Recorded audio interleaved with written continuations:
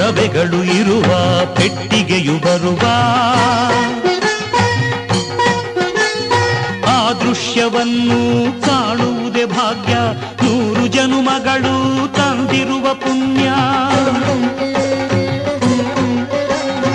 ಅಲಂಕಾರವೆಲ್ಲ ಮುಗಿದಾದ ಮೇಲೆ ಕರ್ಪೂರದಿಂದ ಬೆಳಗುವ ವೇಳೆ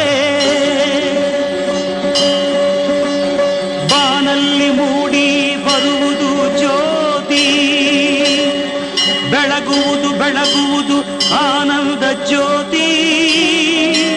ಬೆಳಗುವುದು ಬೆಳಗುವುದು ಆನಂದ ಜ್ಯೋತಿ.